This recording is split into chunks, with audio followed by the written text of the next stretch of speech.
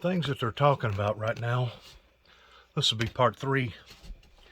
The things that they're talking about right now, I realize and understand the average person living the average life is not going to be concerned about these things. And they won't be concerned about these things until it starts affecting their lives directly. The thing about it is, whenever you start all these factors in motion, it may not be affecting their lives right now immediately, directly, but indirectly, it's going to eventually affect their lives. You know, I kind of see all these events that's happened in the past 30 plus years, especially here in America, beginning with going to war with a country that we never should have went to war with, pertaining to Saddam Hussein, Desert Storm, Desert Shield.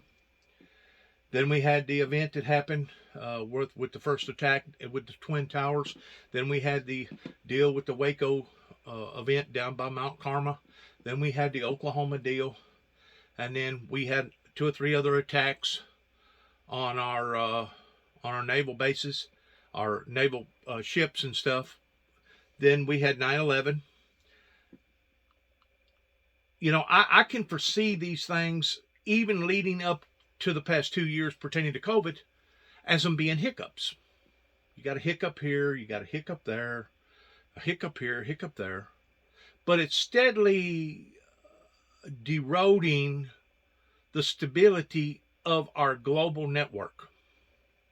And as our global network is becoming more and more unstable, it's becoming more and more dangerous.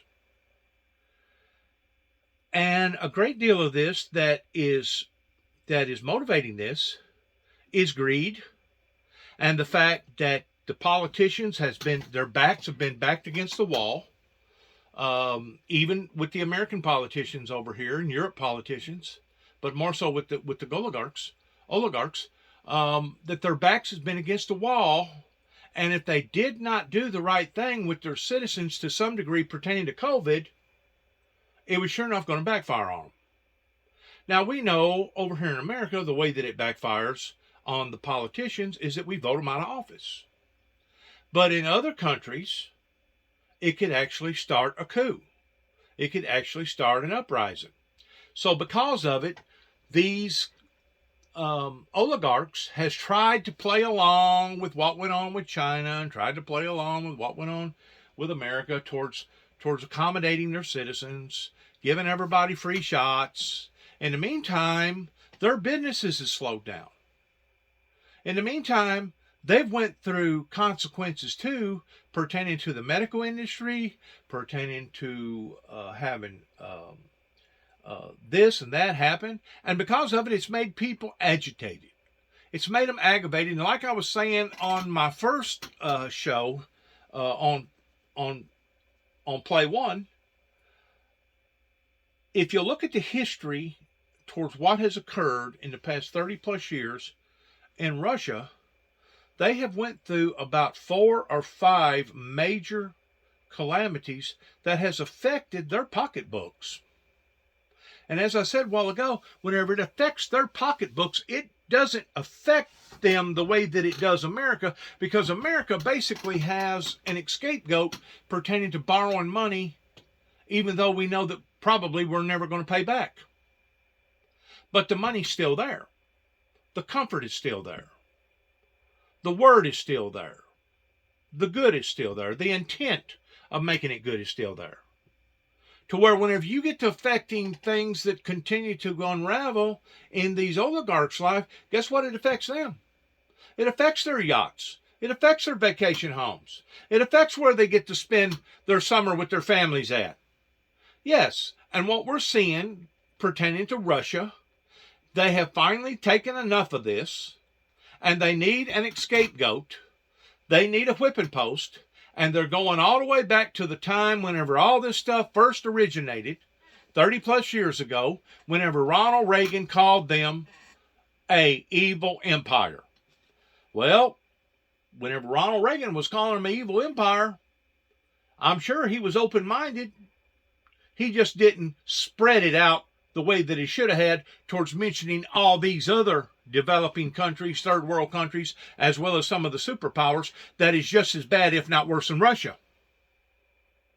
Once more, it's time for the people to stand up for their own freedoms and for their own liberties. And if they don't want them, like I was telling on my broadcast earlier, broadcast 1, you know, in America, you always have that possibility. It's getting narrower than what it was, but if you open up, let's say, a barbershop, and it does well that year, you take the profits and you can either add them back into your business, or you can go buy a bigger car, or you can make more payments on your house. You can advance towards investing in 401k or whatever. You can't do that in a communist controlled country.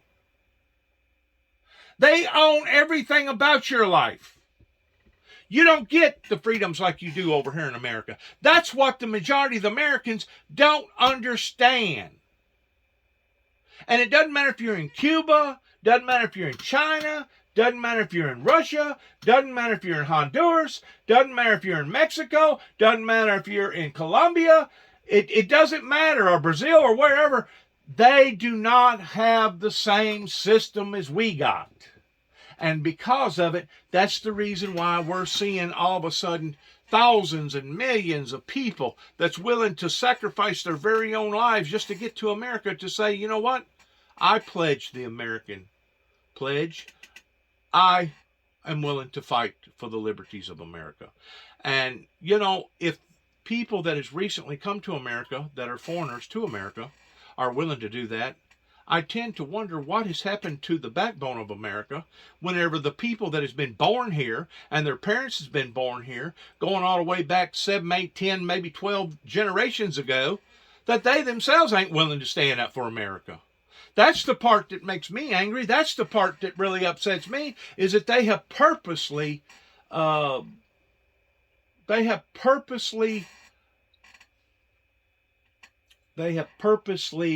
neglected their responsibilities as an American citizen.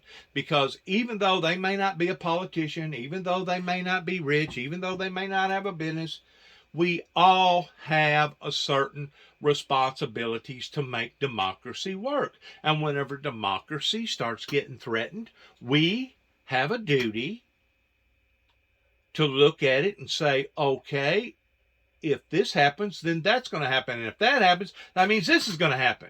So yes, eventually down the line, it will affect people's lives. It may not necessarily now, but indirectly, it probably already is, even at the extent of having to pay more money for gasoline every time you fill up your tank. It's time for the American people to awaken towards what has been going on. And like I was telling an individual last night, it's as if all these people suddenly has walked out into the playing field, including what went on January the 6th, a year and a month ago, whatever, a year and a month and a half ago.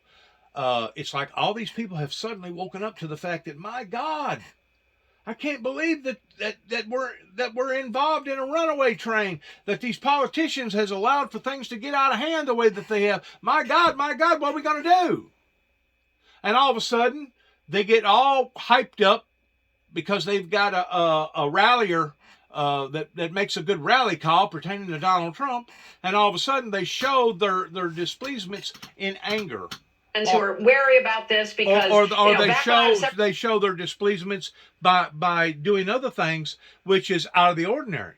So once more, where does the finger point? It points back to the beginning core of whenever all this started getting out of hand, going back 30 plus years ago. I've said that before, and I'll continue to say that. And it goes back to the people today that steadily sit on their rear ends, put their hands under their hips, and refuses to come out of their shell. They refuse to take their head out of the ostrich hole because they're afraid somebody's going to see them or somebody's going to hear them, and it could cause a little bit of aggravation in their lives. It is so sad how people are willing to throw away their freedoms like this. In a week. Thank you very much for being on this morning. Thank you. All right. David Ignatius, as we listen to the Secretary of State, as we listened to Senator Ben Sasse earlier, there's not a lot of space, actually, between what Secretary of State Clinton said, who's been there as Secretary of State, as she did issue those warnings to Europe, stop being so dependent on Russian gas and oil, what Ben Sasse said, and also what the Wall Street Journal editorial page is writing this morning. Not a lot of space between any of those major opinion shapers. Well, that's the way it should be when we're facing an attack like this, lawless violation of international rules. The United States should come together. It's encouraging to see Secretary Clinton and a leading Republican senator singing essentially from the same songbook. I think Secretary Clinton was right in saying it's essential now for Republicans to speak out in their own ranks. I mean, it's wonderful for Ben Sasse to be on your show and talk the way he did, but I'd like to see him out in his state speaking to Republicans directly and saying, this is our fight. This isn't a fight of the liberal elites trying to impose international order. This is a fight for every American for the things we believe in. And if that happens, then you can have some confidence that we will have the staying power. And it's not just for the Americans. It's for all the other countries that believe in the same dream, that believe in the same passion pertaining to the thing that we have been drawn into, pertaining to our ancestors, that every human being is created equal, and we are not supposed to be ruled like a bunch of herd of cattle. Now, granted, whenever the Berlin Wall fell, whenever it took place, and of course after the collapse of the government in 1991 of Russia, there was a lot of feedback coming through the media that there was a lot of people over there that didn't know what to do with themselves. They didn't know if they was supposed to go to the far right or far left. And of course, that's what separated the bunch that, I guess, in some way or another, created the rebellion against the Russia oligarchs and their tyranny. And that's why they decided to go independent and basically build their own establishment. You had so many people over there that didn't even know how to operate their own lives because they had been ruled for so long towards being told what to do. And it's really, really sad whenever you have people that don't know the difference between being caught up in some sort of I'm going to use the word again, a slavery as far as people being in bondage versus them being free, because they've never been free. They've never tasted that freedom. They've never had the opportunity of going out here and starting their own business and becoming successful in cutting hair or flipping burgers or making pizzas. It's really, really sad that the message didn't get properly put out to not only the American people but the world towards how in the world did Ronald Reagan and Mr. Bush, Mr. Walter Bush, old man Bush that's no longer with us, how in the world did they finally break the ice towards ending the Cold War, towards opening up, dropping the sanctions and opening up various things to where everybody could start moving and operating on a free type level. Up until then, they was giving out cyanide pills to their citizens over in Russia. Up until then, whenever I talk to generations that's like in their 30s or 40s and 20s, there's no way for them to be able to comprehend the seriousness of what was going on back then.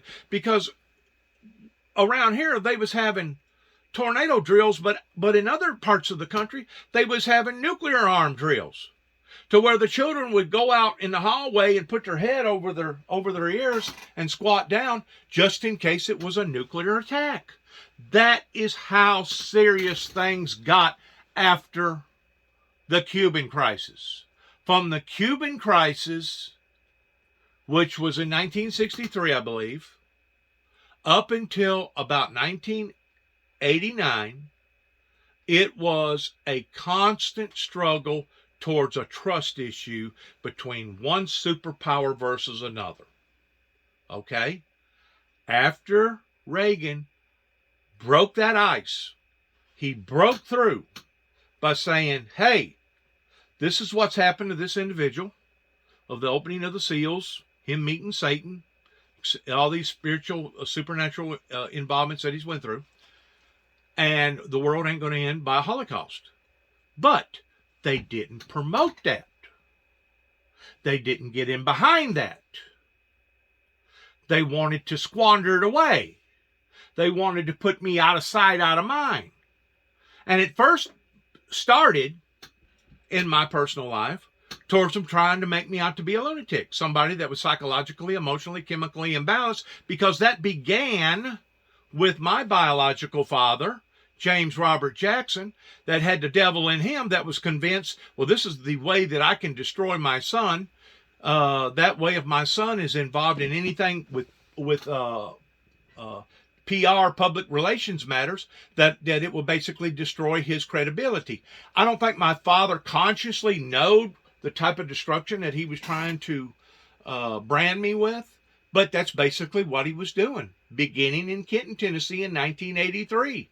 Because of all the people that should have went to a psychiatric ward, it shouldn't have been his son that's speaking to you right now, but it should have been him. He was the one with the sickness. Now, I got a son down in Memphis that's still hesitant towards opening up about his grandfather. And I think the reason why is because he knows that he has been wrong all these years, and how that he has falsely intimidated and cruelly weaponized his grandfather against his biological father, even though his grandfather's gone and I'm the only one living now. Between his grandfather and between the Arab Spring, it created a wedge in my son's life pertaining to us having that close bonding father and son relationship. In 2005, whenever my wife decided to walk out of my life because I had stood back up for the Lord Jesus Christ and the things that I'm talking about right now, that's whenever the wedge got driven that much harder. And it wasn't long after that, a few years after that, my son wound up leaving Memphis and going to Colorado and staying up there for about, I guess, 6 or 7 years. So yes, that unity, that closeness, it fell apart. And because of the disconnect to this day, I do not know who my son is. Now, he could take the time towards looking at the material that I sent him, towards knowing who his father is. But you know what? I don't think he wants to know who his father is. You know why? Because if he got to finding out that there's actually a human being in behind his father that does have a right mind, that was speaking truth about interpretations of Bible, it's going to make him look bad and me look good. In other words, it's going to belittle him and make me look greater than him. Well, he ain't willing to do that. You know why? Because he does not have the character or disposition of an individual that has that type of quality about him. As I've said before, and I'll say again, a good person can make a mistake, but it takes a better one to admit it. A lot of people would like to put themselves on a pedestal, to say to everybody, oh, I'm an honest individual, and I promise you, if I make a mistake or if I do something that I ought not to do, I'll let you know. It's an open door policy. People can talk the talk, but the majority of them ain't willing to walk the walk. And I think that's the case in my son's life. It has gotten so in depth because of me involving now over half of my life, involving the Windmill Ministries, because it is so much there, he feels ashamed. He feels ashamed, and the thing about it is, I'm going to love him unconditionally, regardless whether he come against me, regardless whether he supported me in the Windmill Ministries, regardless whether he was gay or lesbian, regardless whether he wound up in jail the rest of his life towards being a murderer. I'm going to love my son unconditionally, and any parent I believe, would do the same if they're a decent parent. But just because I love my son unconditionally does not mean that I have to love the things that my son was involved in that put him in that category. That's the part that the sinner, the wicked, the demonic, that's the part that the lost and the sinner, the sinner that's never been saved, that's come to the cross, that's the part that they don't get. They can't understand. How can we compartmentalize things like that? How can we separate things like that and still comprehend the things that has happened? To me, it's simple. And the reason why it's simple, because it's a gift of God. God gave me the gift to be able to break things down in 3-dimensional, 4-dimensional, 5-dimensional. I've even looked at people like Albert Einstein and people like that that break stuff down sometimes in 7, 8, 10, 12 dimensions, looking at it from all different angles. That diversity is supposed to be what makes America great, is the fact that we can talk about things, we can look at things, we can debate things, we can weigh out things, and we can choose our own paths towards what do we think is the best path. That's what made America great, because we had the freedoms of doing so. Well, it's got to the point because of all this backbiting and backstabbing, and because there's too many chiefs and not enough Indians. Now that same technique that was being uplifting and that helped to support and build America is now tearing America down. So you might be saying, well, what are you talking about? What's the bottom line here, Dennis? I'm going to tell you what the bottom line is. We should be smart enough as Christians to understand that all this stuff that's going on right here, first of all, is wrong. It is wrong to attack a group of people that has not provoked another group of people into coming in and destroying not only their real estate, but destroying people's lives.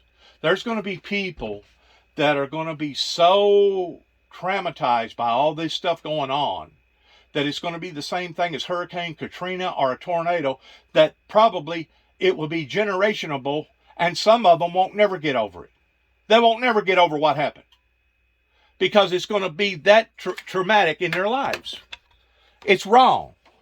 It's not only wrong from an international global policy scale, but it's wrong on a humanitarian scale to go in and kill women and children because you had an old personal vendetta towards what happened 30 plus years ago, that you felt like that you and your compadres, your oligarchs, was cheated.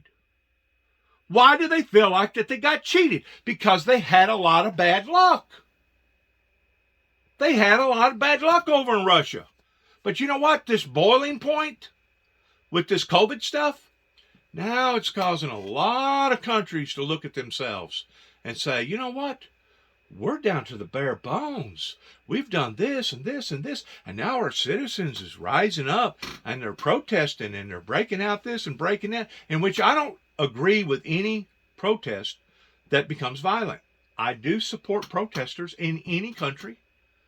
That, once more, our diversity is what's supposed to make us strong. All right? But like the deal that happened just recently up here in Canada pertaining to the border, that they shut down a bridge for 3 weeks, I don't go along with that. Once more, the needs of the many outweigh the needs of the few. Anytime you're promoting bad stuff of happening to people, innocent people's lives, and that's exactly what the Russians are doing. Whenever you see stuff like you're seeing right there on TV, and I guarantee you I can flip to any major news article, this is CNN, you're going to see this exact same thing. There's people out there protesting. All right. This may be something different here. But it looks like it may be on the same fashion. But I can go to Fox. Okay. This has hit mainstream media. And because of it, it has brought division. It has brought worrisome. It has brought stress. It has brought anxiety. What people need to figure out is this is all the handiwork of Satan. Because if Satan can keep us divided, if Satan can keep us fighting amongst ourselves, you know who winds up on top? Satan does. That way, one day, Satan thinks that he's going to be able to stand in the face of God, shake his fist at God, and say, you see there, I brought destruction by deceiving the world in destroying themselves. That's exactly what Lucifer is out to do. He is disguised. He's out to kill, steal, and destroy. He is the author of confusion. And all this stuff that's going on right now, it is evilly motivated towards a superpower, especially a superpower attacking a sovereign country that is not a superpower. You talk about a bulldog attacking a poodle. That's the difference in what we're looking at right here. And what ought to have already done happened, there ought to have already done been a red flag waved, not just in sanctions, but there should have been a red flag with NATO, the United Nations, and America towards going in at the borders and stopping the Russians from going to the capital and taking the capital over, because that's exactly what they're aiming to do. And now we know it. Now we know that they have lied to us. And because we know it, guess what? Their blood is going to be upon our hands if we don't stop them. Yesterday, maybe it was questionable of whether or not they was heading towards the capital. Yesterday is whenever all this stuff first developed and started coming out into the open. And yesterday they talked to us and told us that they wasn't going to attack the citizens. Well, today we know it's different. It's a brand new page that's been turned today. And because of it, that should automatically be a red flag for all these other militaries to bond together and to go after them. Go after Russia, go after their military, because what they're doing is not only internationally wrong, but what they're doing is morally, humanitarianly, as well as politically wrong. What they're engaged in doing right now should be looked upon by the United States government. It should be looked upon by NATO. It should be looked upon by other democracy, Republican-run states. It should be looked upon as an act of war. This justifies towards people going in and strong-arming Putin and his military. In other words, the bully, the bulldog, has now attacked the poodle. The poodle is injured, and now we're sitting back. Let's just hypothetically pretend for a second that we're animals to ourselves. We're German shepherds. One of them over here is a Great Dane. One of them over here is a German shepherd or another big dog. And we're sitting back and watching this other bulldog tear this little bitty dog to pieces. Okay? And we're not doing nothing about it. We're not intervening. We're not stopping them. Well, guess what? Now, we're an accessory to the crime. Because under the War Crimes Enactment, what they're doing, what Russia is doing, should be charged for humanitarian war crimes. Period. Shouldn't be no debate about it. Shouldn't be no red line about it. It shouldn't be nothing pertaining to an argument or any of the above. Whenever you see this many people fleeing their homes, they're leaving their homes. This is going to be a transformational period in their lives, to the point that their lives will never be the same, providing that they get to come home. I don't even know that they'll get to come home. You know, if Russia was going to do something like this, they should have done it on the front end.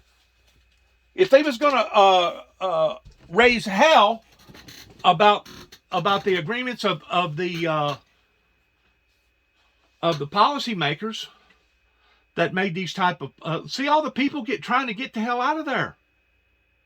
They don't know where they're going. They're abandoning pictures, albums. They're abandoning anything that is considered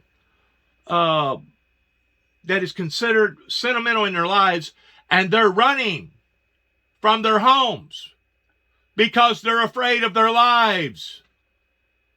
That's what's happening.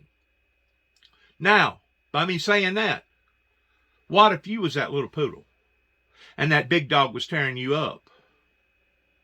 And you was looking at all these other dogs that was just as big as that bulldog, and you're thinking to yourself, well, how come won't nobody step in? How come won't nobody help me here? That's how the people in the Ukrainian area feels right now. They feel like that the world is letting them down. And because they do not see a large portion of armament against the Russian military, I mean, you can cut off cornbread supply lines all you want, but I guarantee you, the Russians has already thought this out, and they've already got beans and potatoes stored up. They've already got things to where they can feed their people and maintain survival instinct skills for probably years, even if the world completely, totally quit dealing with them altogether. In which I don't even know that would be possible. But if they cut off all resources going to Russia, they probably got enough stored up right now to save for the next 5 years, because they have planned this out. They have planned this out, and once more, that should be another intentional act, kind of like premeditated murder. You know, here in the United States and in other countries, if they can prove that it was not an act of passion towards you premeditating going to murder somebody for no reason, for no cause, or for no good cause, and you murder that person, the crime gets that much more penalized because you have planned it out. Because now you got the word intent involved there. Russian's government planned this out.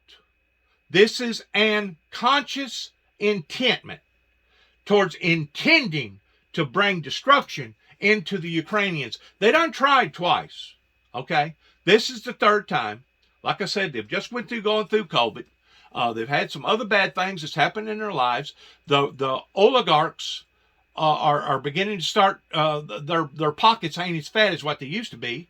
So they got to blame somebody. They got to use somebody or something for an scapegoat, in which they're blaming the original agreement towards what took place 30 plus years ago, which once more, the monkey falls onto the Americans' back, because it was our politicians that helped to end the Cold War.